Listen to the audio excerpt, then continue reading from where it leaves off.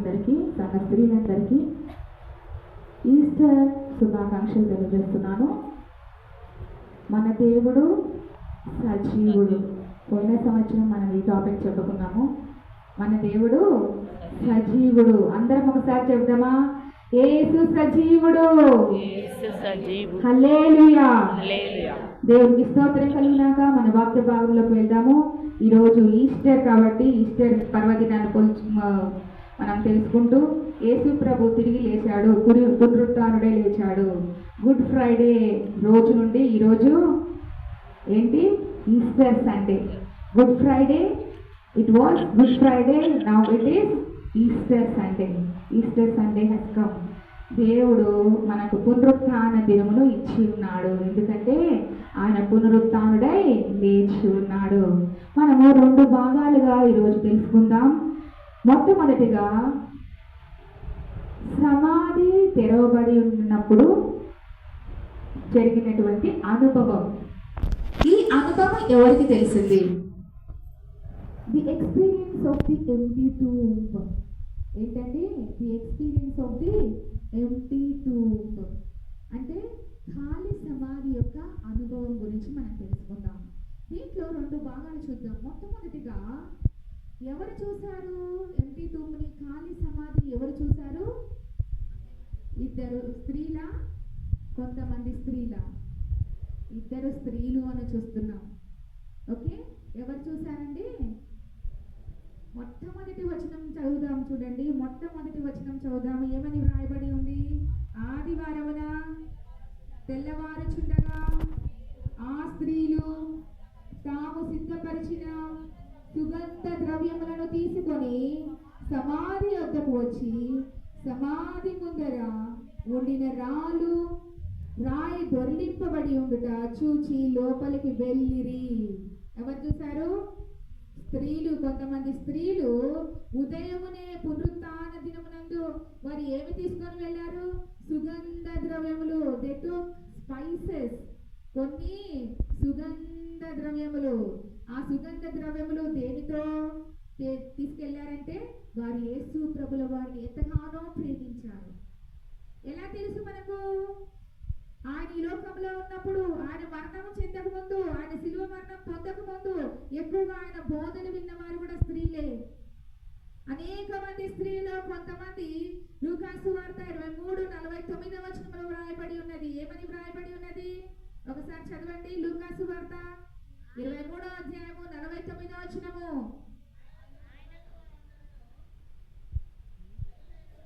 గలిలయ నుండి ఆయన వెంబడించిన స్త్రీలు దూరముగా నిలుచుండి ఎవరిని చూస్తున్నారు? వీటిని చూస్తున్నారు. ఏమి చూస్తున్నారు? జీసస్ యొక్క క్రూసిఫిక్షన్ చూస్తున్నారు. ఆయన సిలువలో వేలాడబడటము దూరము నుండి గలిలయ స్త్రీలు చూస్తున్నారు. ఆ గలిలయ స్త్రీలే ఉదయకాలమున ఆదివారమున మొట్టమొదటి రోజున, వారములో మొట్టమొదటి రోజున ఆదివారమున పెందల కడనే వారు వేగిరమై దేవుని దగ్గరకు వచ్చారు. అదే స్త్రీలు ఎక్కడున్నారు? దూరము నుండి నిలుచుండి గలిలయ స్త్రీలు చూస్తూ ఉన్నారు. ఎప్పుడైతే యేసు ప్రభు సిలువలో వేలాడుతున్నాడో. ఈ సమాధి, ఖాళీ సమాధి ఉంది, ఎందుకు ఉంది అని వారు ఆశ్చర్యపోతున్నారు. ఆ రాయి దొర్లింపబడినది ఎందుకు అని వారు తొంగి చూస్తున్నారు. ఆ గలిలయ స్త్రీలలో ఒక ఉత్సాహం, ఒక ప్రేమ, ఒక శాంతము కలిగి దేవుని యందు ఎక్కువ మక్కువతో ఆయనకు పరిచర్య చేయాలని వచ్చారు ఆ స్త్రీలు. ఉదయ కాలమున ఇప్పుడు చేరవచ్చినటువంటి ప్రతి స్త్రీ కూడా అంతే కదా. యేసు ప్రభుల వారిని చూద్దాము, యేసు ప్రభుల వారిని వెతుకుదాము, ఆయన ప్రసన్నతను మందిరములో చూద్దాము అని ప్రతి ఒక్క స్త్రీ చేరి వచ్చినారు మన సంఘములో.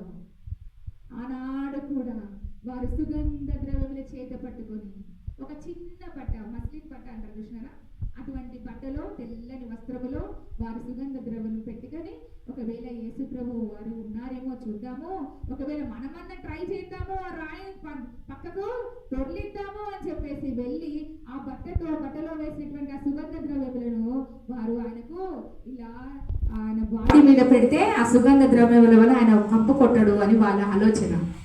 అందుకోసమనే స్త్రీలు ఏం చేశారు? పెందలకడ ఆదివారమున లేచి సుగంధ ద్రవ్యములు తీసుకొని ఎక్కడికి వెళ్ళారు? సమాధి దగ్గరికి వెళ్ళారు. అక్కడ చూసేసరికి అక్కడ ఏమైపోయింది? సమాధి తెరవబడి ఉన్నది. Because Jesus is risen. యేసు ప్రభుల వారు తిరిగి లేచాడు. ఆ ప్రత్యక్షత, ఆ అనుభవం వాళ్ళకి ఎలా అనిపించింది? ఎవరు తీసుకెళ్ళిపోయారు మా రాజును? ఆయన ఇక్కడ లేడు, ఎక్కడ పోయినాడు అనేసి వారు ఎంతో బాధతో ఉన్నారు. ఆ బాధతో ఉన్నప్పుడు చూడండి వారు ఏమంటున్నారో చూడండి. ప్రభు అయిన యేసు దేహము వారికి కనబడలేదు. అందుకోసమని వాళ్ళు ఏం చేస్తున్నారు? వారికి ఏమీ తోచక ఉండగా ప్రకాశమానమైన వస్త్రములు ధరించిన ఇద్దరు మనుషులు వారి యొద్ద నిలిచి ఉండిరి. అక్కడ ఎవరున్నారు? ఇద్దరు ప్రకాశవంతమైన దేవదూతలు నిలిచి ఉండటం వాళ్ళు చూశారు. సమాధి తెరవబడి ఉన్నది. అక్కడ వారు తొంగి చూసినప్పుడు ఎవరు లేరు? యేసు ప్రభుల వారు లేరు. వారికి ఆశ్చర్యం అనిపించింది. ఏంటి, ఆ రాయి ఎలా తొలగింపబడినది? ఈ వార్త ఇక్కడ రాయబడింది. నేను లూకా సువార్త 24వ అధ్యాయంలో తీసుకున్నాను. 4 సువార్తలలో కూడా యేసు ప్రభువు పునరుత్థానం గురించి ఉంది. మత్తయి సువార్త, మార్కు సువార్త, లూకా సువార్త, యోహాను సువార్త. కానీ నేను లూకా సువార్త ఎందుకు తీసుకున్నానంటే చాలా క్లారిటీగా లూకా వైద్యుడు రాశాడనమాట. అందుకోసమనే లూకా సువార్తలో మనకు కంప్లీట్ గా చూసినట్టుగా కళ్ళ కట్టినట్టుగా చూపించాడు లూకా గారు. అందుకోసమనే ఇక్కడ ఎంత బాగా చెప్తున్నాడు. రాయి పొర్లింపబడినది. ఆ రాయి పొర్లింపబడినప్పుడు వారు చూస్తున్నారు. ఏం చూస్తున్నారు? అక్కడ ఎవరు లేరు. ఓన్లీ 2 ఏంజెల్స్ చూస్తున్నారు. ఇద్దరు మనుషులు ప్రకాశవంతమైనటువంటి వస్త్రములు ధరించుకున్నటువంటి ఇద్దరు మనుషులను వారు చూస్తున్నారు కదా. 3వ వచనం 4వ వచనంలో మనం చూస్తాము. వారు ఏం చేశారు? 5వ వచనంలో వారు భయపడి ముఖములను నేల మోపి ఉండగా మీరు సజీవుడైన వారిని మీరెందుకు మృతులలో వెదకుచున్నారు? సజీవుడు, మన దేవుడు సజీవుడు. ఆ సజీవుడైన వారిని మీరు ఎందుకు వెతుకుచున్నారు అనేసి ఒక మాటలో ఆయన చెప్పేశాడు. సో మొట్టమొదటిగా మనం చూస్తాము, ఈ women they were engaged with this ministry of love. ఆయనను ప్రేమించిన బిడ్డలు. ఆయనకు ప్రేమతో ఆయనకు సుగంధ ద్రవ్యములను చూపించాలి, లేకపోతే ఆయనకు ఆ సెంటు వాసనలు లేకపోతే ఆ పర్ఫ్యూమ్స్ స్ప్రే చేయాలని వచ్చారు. వారు ఏదో బాధతో కాదు. దే వర్ నాట్ ఇన్ సారో. అంతకుముందు సిల్వలో ఉన్నప్పుడు చాలా పెయిన్ఫుల్ గా దూరం దగ్గరికి వెళ్ళలేకపోయినారు. కానీ యేసు ప్రభుల వారికి వారు సుగంధ ద్రవ్యముల చేత, ఆ స్పైసెస్ చేత వారు ఆయనను పూయడానికి లేకపోతే రాయడానికి, స్ప్రే చేయడానికి అక్కడికి వచ్చి ఉన్నారు. కానీ వారిలో ఏముంది? It is not a ministry of sorrow and hopelessness, but it is the ministry of love. ప్రేమతో వారు పరిచయించడానికి వచ్చారు. ఈ వాళ్ళు మనం చూసాం కదా ఇందాక, వాళ్ళు మొట్టమొదటిగా ఎక్కడున్నారు? దూరంగా నిలిచి చూసిన వారే. కానీ ఇప్పుడు వారు బారిలో సమాధి దగ్గరకు వచ్చి తొంగి చూశారు. రెండవదిగా చూస్తాము, వారు అక్కడ ఏం లేదు, రాయి దొర్లింపబడినది. ఎవరు లేరు? యేసు ప్రభుల వారు లేరు. సజీవుడై లేచి ఉన్నాడని తెలుసుకున్నాం కదా. ఆ స్టోన్ గురించి మనం చూస్తాము. మార్కు సువార్త 16:3వ వచనములో ఏమని వ్రాయబడి ఉందంటే, the stone was very extremely large అని ఉంటుంది. మార్కులో ఏముంటుందంటే చాలా పెద్ద రాయి. మత్తయి సువార్తలో పెద్ద రాయి అని రాయబడింది, కానీ ఇక్కడ మార్కు 16:3లో ఏమని రాయబడింది? సూర్యోదయమైనప్పుడు సమాధి వద్దకు వచ్చుచుండగా సమాధి ద్వారము నుండి మన కొరకు ఆ రాయి ఎవడు పొర్లించెనని ఒకరితో ఒకరు చెప్పుకొనచుండ్రి. ఆ రాయి అంట చాలా పెద్దది. ఇట్ ఈస్ ఎక్స్ట్రీమ్లీ, చాలా బరువైనది. చాలా బరువు అంటే ఇంక అస్సలు చెప్పలేనంత బరువైనది. అంత లార్జ్ ఉందన్నమాట. మార్కు గారు చెప్పారు. మత్తయి గారు సమాధి దగ్గర రాయి పెద్దది అన్నారు, కానీ చాలా పెద్దది అని మార్కు గారు అన్నారు. కానీ మనకి మాన్యుస్క్రిప్ట్స్ లో చూస్తాము, అక్కడ ఏమని రాయబడి ఉన్నదంటే ఈ రాయి 20 మంది మనుషులు కూడా దాన్ని దొర్లింపలేరంట. ఎంతమంది? 20 మంది మనుషులు కూడా దాన్ని దొర్లింపలేరు. కొంతమంది స్కాలర్స్ చెప్పారు, ఏమన్నారంటే ఆ రాయి దాదాపుగా 1.5 టన్ అన్నా ఉంటది, లేకపోతే 2 టన్స్ అంట, 2 టన్నులన్నా ఉంటదంట. అది ఎవరో దొర్లించలేరు. అటువంటి రాయి దొర్లింపబడినటువంటి అనుభవం మనం మొట్టమొదటిలో చూస్తున్నాం. The experience of the empty tomb లో మొట్టమొదటిగా స్త్రీలు వెళ్ళారు ఎక్కడికి? సమాధి వద్దకు. రెండవదిగా అక్కడ inside there is no God, Jesus లేరు, సజీవుడై ఉన్నాడు. అక్కడ ఎంప్టీ టూమ్ చూసినారు, ఖాళీ సమాధిని చూశారు. రెండవదిగా చూద్దాము మనము సమాధి తెరవబడి ఉండడం, ఖాళీ సమాధి తెరవబడి ఉండడం కదా. మొట్టమొదటిగా సమాధి, ఖాళీ సమాధి యొక్క అనుభవం చూస్తాము. రెండవదిగా సమాధి తెరవబడి ఉండడం. సమాధులు ఎక్కడుంటాయి? శ్మశాన వాటికలో ఉంటాయి. కానీ మన యేసు ప్రభు సమాధి ఇప్పటికీ కూడా ఉంది. అది రాయి బొర్లింపబడి ఉన్నది. అక్కడ ఎవరు లేరు? యేసు ప్రభు లేరు. అందుకోసమే మనం చూస్తాము ఇక్కడ, అక్కడికి వెళ్ళి వారు చూసినప్పుడు జీవితంలో ఎవరు చూడలేదంట. వారు వెళ్ళి చూసినప్పుడు పరిగెత్తుకుంటూ వెళ్ళారు. ఆ స్త్రీలు వెళ్ళి పేతురుకు, శిష్యులకు, అందరికి చెప్పారు. వెళ్ళి ఏమని చెప్పారు? సమాధి పొర్లింపబడింది, మన సజీవుడు లేడు, ఎక్కడికి వెళ్ళాడో తెలియదు అని వారు వెళ్ళారు. కానీ అక్కడ ఒక స్త్రీ ఉంది కదా, ఆ స్త్రీ ఒక అనుభవం ఏంటి? ఆమె తోటమాలి అనుకొని యేసు ప్రభుని, అయ్యా నువ్వైనా చూసావా నా ప్రభుని? నా ప్రభుని నువ్వు ఎత్తుకోబడవా? నా ప్రభుని నువ్వేమన్నా తీసుకెళ్ళిపోయావా అని ప్రశ్నిస్తుంది. కాబట్టి దేవుడు మనకు చెప్తున్నాడు, his death was a sacrifice and his resurrection was a stamp on the document paid on full. సమాధి చేయబడ్డాడు, సిలువ వేయబడ్డాడు, మరణం పొందబడ్డాడు, అదొక త్యాగపూరితమైనది. కానీ ఆయన తిరిగి లేవడము అనేది, ఆయన మన కోసము, హి వాజ్ రిజరెక్టెడ్, మన కోసం పునరుత్థానం పొందిన దేవుడు.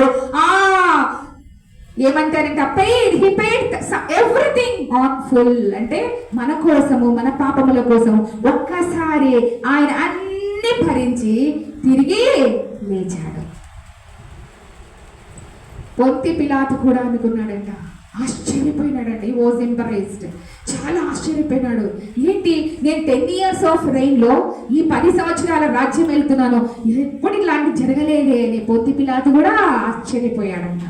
అటువంటి జీవితంలో మనం చూస్తున్నాము, యేసు ప్రభుల వారు తిరిగి లేచినాడు. నేను కూడా 15వ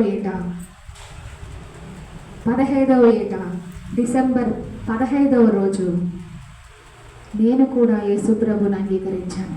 ఎందుకంటే ఆయన తిరిగి లేచాడు. He gave us hope that one day we are also become life. మళ్ళీ ఒక రోజు మనం కూడా తిరిగి లేస్తామని ఒక నిరీక్షణ మనకిచ్చాడు. నాకు నా జీవితంలో దేవుడు చూపించినటువంటి ప్రేమను బట్టి నేను ఒక మాట చెప్తాను. I'm very free and forgive.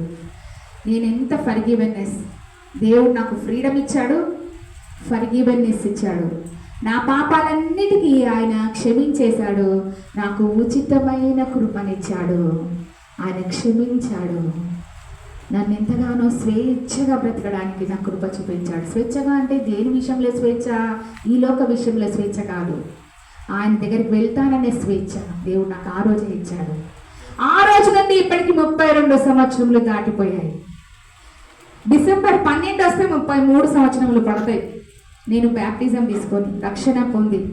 దేవుడు నన్ను ఇంతకాలం 32 సంవత్సరముల వరకు దేవుడు కాపాడుతూనే వచ్చాడు. He forgave my sins and at the same time మీ అందరిలో కూడా lots of you have the same experience of forgiveness కదా. మీకందరికీ కూడా క్షమించినాడు దేవుడు అని ఒక నిరీక్షణ మీకందరికీ కూడా ఉంది. ఎన్ని సంవత్సరాల నుండో ఉండొచ్చు, మీరు ఎన్ని సంవత్సరాల నుండి రక్షణ పొందిండొచ్చు. అటువంటి నిరీక్షణ మన దేవుడు మనకి ఇచ్చి ఉన్నాడు. మొట్టమొదటి పాయింట్ మనం చూస్తాము దీంట్లో, we have forgiveness for the past. మన జీవితంలో చేసినటువంటి పాపపు జీవితంలో, పాత జీవితంలో, మనము యేసు ప్రభువును నమ్మనప్పుడు జరిగినటువంటి పాత జీవితంలో మనం చేసిన పాపాలన్నిటికీ ఆయన క్షమాపణ ఇచ్చినాడు. రెండవదిగా చూస్తాం, we have fellowship in the present. మనకి ఇప్పుడు అందరికీ ఒక సహవాసం కలిగి ఉన్నది. యేసు ప్రభుల వారు మనల్ని క్షమించాడు. ఆయన పునరుద్ధారణై జీవం పొందినటువంటి దేవుడు మనకి ఇప్పుడు ఏమిచ్చాడు? Presently he has given us ఒక సన్నిధి, దేవుని సన్నిధిలో మనం ఉండడానికి, సహవాసం కలిగి జీవించడానికి he has given us a fellowship in the present. మనం అది ఎక్స్పీరియన్స్ చేస్తున్నాం కదా. మనమందరము కూడా దేవుడు సహవాసం కలిగి జీవిస్తున్నాము. మనం రక్షణ పొందినప్పటి నుండి నేను చెప్పేది, ఓకే? ఎందుకంటే యేసు ప్రభుల వారు తిరిగి లేచినాడు. తిరిగి లేచిన తర్వాత 40 దినములు ఈ భూమి మీద సంచారం చేశాడు. శిష్యులకు కనిపించాడు. వారితో పాటు పునరుత్థానం గురించి చెప్పాడు. ఆ తర్వాత వారితో పాటు చిన్న చేపలు తిన్నాడా లేదా దేవుడు? Yes, he has eaten. తిన్నాడు. వారితో పాటు అందరూ తిన్నట్టుగానే, మనుషులు తిన్నట్టుగానే తీసుకున్నాడు, తిన్నాడు. వారికి మరి చేతులలో చీలలు కొట్టారని కూడా చూపించాడు. ఎవరికి? తోమాకు కూడా చూపించాడు. అన్ని 40 రోజుల్లో కనిపిస్తూ ఉన్నాడు. ఎంఐ మార్గంలో కొంతమందికి కనిపించాడు. అలా దేవుడు కనిపిస్తూ అందరికి ప్రత్యక్షమవుతూ నిజమే యేసు ప్రభుల వారు తిరిగి లేచాడు అని చెప్పేసి అందరూ నమ్మునట్లుగా 40 దినములు ఆయన చూపించి కనిపించి ఆరోహణుడయ్యాడు. ఇంత గొప్ప దేవుడు మన దేవుడు. ఆయన మనకు చూపించాడు, మీరు కూడా ఒకరోజు చనిపోయినను మరలా లేస్తారు అని ఆయన నిరూపించాడు. దేవునికి స్తోత్రం కలుగును గాక. ఆమేన్. అందుకోసమనే దేవుడు చెప్తున్నాడు, ఇప్పుడు ఏం చేస్తున్నాడు? ఆరోహణమై he sat at the right hand of the Father. దేవుని యొక్క తండ్రి యొక్క కుడి పార్శ్వమున కూర్చున్నాడు. ఏం చేస్తున్నాడు? he is doing intercessory prayers. Intercessory prayers చేస్తున్నాడు. he is doing intercession. ఎవరి కోసం చేస్తున్నాడు? మన కోసం విజ్ఞాపనకర్తగా ఉన్నాడు. విజ్ఞాపన చేస్తున్నాడు. మనము తొలగిపోకుండా, పక్కకు తొలగిపోకుండా, మన రక్షణ పొందిన అనుభవంలో ఇంకా ఏదైనా తొలగిపోతామేమో అనేసి దేవుడు మన కోసం నిరంతరం విజ్ఞాపనకర్తగా తండ్రి కుడి పార్శ్వమందు కూర్చున్నాడు. ఆయన మళ్ళీ తిరిగి రానే ఉన్నాడు. అందుకోసమే మనం చూస్తాము, దేవుడు మన పట్ల చూపించినటువంటి ప్రేమను మనం జ్ఞాపకం చేసుకోవాలి. అందుకోసమే మనం కూడా ప్రతి దినం ప్రార్థన చేయాలి. ఈరోజు ఉదయం కూడా నేను ప్రార్థన చేసుకొని వచ్చాను. ఎందుకోసము? పునరుత్థానుడైన దేవుడు ఒకరోజు నన్ను కూడా లేపుతాడు. ఈ లోకంలో చనిపోతే లేపుతాడు. ఒకవేళ మరణిస్తే మృతులైన వారు మొదట లేస్తారు.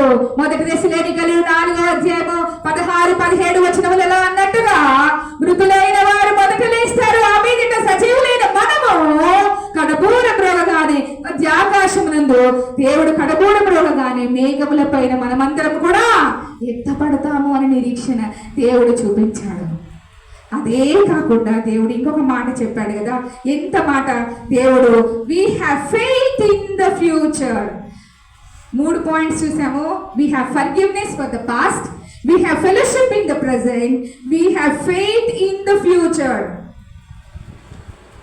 మనకు విశ్వాసం అనేది ఇచ్చాడు. ఎంతవరకంట? చనిపోయేంత వరకు. ఫ్యూచర్ అంటే రాబోయే కాలం. రాబోయే కాలంలో ఫెయిత్ అనేది ఎందుకు ఇచ్చినాడు?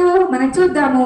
యోహాను సువార్త 11వ అధ్యాయము చదవాలి. యోహాను సువార్త 11వ అధ్యాయము 25-26 వచనములు. యోహాను సువార్త 11వ అధ్యాయము 25-26 వచనములు. అందుకు యేసు, పునరుత్థానమును జీవమును నేనే, నా యందు విశ్వాసముంచువాడు చనిపోయినను బ్రతుకును, బ్రతికి నా యందు విశ్వాసముంచువాడు ఎన్నటికి చనిపోడు. This is the hope in the future. మనకు ఒక హోప్ ఇచ్చాడు, ఒక నిరీక్షణ మనకి ఇచ్చాడు. ఫ్యూచర్లో మనం కూడా పునరుత్థానమందు జీవం పొందుకున్న దేవుని వలె మనం కూడా చనిపోయిన మరలా బ్రతుకుదము. Jesus said, I am the resurrection and the life. He who believes in me, though he may die, and he shall live. ఒకవేళ చనిపోయినా మరలా తిరిగి లేస్తారు, బ్రతికింపబడతారు. And whosoever lives in me and believes in me shall never die, ఎప్పటికీ నీ చనిపోడు. మనం 2 విషయాలు చూద్దాము. ఇంకొక 2 విషయాలు చెప్పేసి నేను ముగిస్తాను. చనిపోరు, డెత్. డెత్ అనేది 2 రకాలుగా ఉంటుంది. 2 kinds ఆఫ్ డెత్. మన జీవితంలో 2 రకాల డెత్ ఉంది. మనకు ఒక భయం లేదని చెప్పాడు కదా ఇందాక. మనం చనిపోయినను మరలా బ్రతుకుతాం. ఏంటి ఆ మరణం అనేది? 2 రకాల మరణాలు చూస్తాం. ఒకటి డెత్. డెత్ అంటే ఆ వర్డ్కి మీనింగ్ ఏంటంటే సపరేషన్. డెత్ అంటే సపరేషన్, అంటే ఎడబాటు. దేనికి ఎడబాటు? దేనికి ఎడబాటు? మరణము నుండి మనకి ఏంటి ఎడబాటు అవుతుంది? మన బాడీ సోల్ అండ్ స్పిరిట్ నుండి ఎడబాటు అవుతుంది. తెలుసా మీకు అది? ప్రాణము, ఆత్మ ప్రాణము ఈ 2 సపరేట్ అయిపోతే మన దేహము నుండి అది మొట్టమొదటి మరణము. ఏంటండి మొట్టమొదటి మరణం ఏంటి? Soul and spirit will separate from the body. మన శరీరము నుండి ఆత్మ ప్రాణము 2 సెపరేట్ అయిపోతాయి. అవి ఎక్కడికి పోతాయి? ఎక్కడికి వెళ్తాయి? దేవుని దగ్గరికి పోతాయి. ప్రసంగి 12వ అధ్యాయంలో చూస్తాం, 7వ వచనంలో, మన్నైనది వెనకట వలె మరలా భూమికి చేరును. అయితే ఆత్మ ఎక్కడికి వెళ్తుంది? దేవుడే మనకి ఇచ్చాడు కాబట్టి దేవుని దగ్గరికి వెళ్తుంది. ఆ soul and spirit will separate from the body and it goes to God. అది మొట్టమొదటి మరణము. 2వ మరణము చూస్తాము. ఇది దేవుడి దగ్గరికి వెళ్తుందని చెప్పాను, గుర్తుపెట్టుకోండి. Soul and spirit will goes to God. ఇది ఫస్ట్ మరణం, ఫస్ట్ డెత్. కానీ 2వ మరణము అని ప్రకటన గ్రంథంలో వ్రాయబడి ఉన్నది కదా. 2వ మరణము ఎక్కడ రాయబడింది? ప్రకటన 28వ వచనంలో ఉంటుంది. 20వ అధ్యాయము 8వ వచనంలో. అవసరం లేదు, లాస్ట్ లైన్ చదవండి అమ్మా. Last line. అబద్ధికులందరూ అగ్ని గంధకములతో మండు గుండములో పాలు పొందుదురు. ఇది 2వ మరణము. We have 2 deaths. One is separated from the body. Soul and spirit is separated from the body, and the soul and spirit together goes to God. దేవుని దగ్గరికి వెళుతుంది. రెండవది సోల్ అండ్ స్పిరిట్ సెపరేట్ అవుతాయి. కానీ ఎక్కడికి వెళ్తాయి? They are separated from God forever. దేవుని దగ్గరికి పోవండి. అవి నిరంతరము అగ్నిగుండములతో మండుగుండములో పాలు పంచుకుంటాయి. అది 2వ మరణము. దేవుడు మనకిచ్చినటువంటి 2వ మరణము ఏంటి? జీవితంలో మనకు ఎప్పటికీ ఎడబాటు, జీవితం అంతా ఎడబాటు. అది 2వ మరణము. ఒకటైతే దేవుని దగ్గరికి బాడీ నుంచి ఎడబాటు, అది దేవుని దగ్గరికి వెళుతుంది ఆత్మ. 2వది ఎక్కడికి వెళ్తుంది? మరణమునకు. ఆ మరణము 2వ మరణం ఏంటి? అగ్నిగుండము. ఆ మరణంలో చావు అనేది లేదు. అటువంటి చావు దగ్గరికి మనం వెళ్ళిన అవసరం లేదు. దేవుడు మనకిచ్చినటువంటి ఈ కృపను బట్టి స్తోత్రం చెల్లించుకుందాం. దేవుడు మనకు ఎంతగానో ప్రేమించి ఆనాడు పునరుత్థానుడైనటువంటి దేవుడు, సజీవుడైనటువంటి దేవుడిని మనం ఎరిగి ఉన్నాం కాబట్టి దేవుడు మనల్ని దీవించి ఆశీర్వదించునుగాక. దేవుడు మనకందరికీ ఏమిచ్చాడు? సజీవుల లెక్కలో ఉంచడానికి ఈరోజు ప్రాణం ఇచ్చినాడు. ఒకరోజు మనల్ని కూడా పునరుత్థానుడైన దేవుడిలాగా మనల్ని కూడా పునరుత్థానమందు జీవము పొందుకున్నట్లుగా చేస్తాడు. ఆమేన్. మనమందరము కలిసి హ్యాపీ ఈస్టర్ అని చెప్పుకుందాము. అందరం ఒకరికొకరు హ్యాపీ ఈస్టర్. Thank you.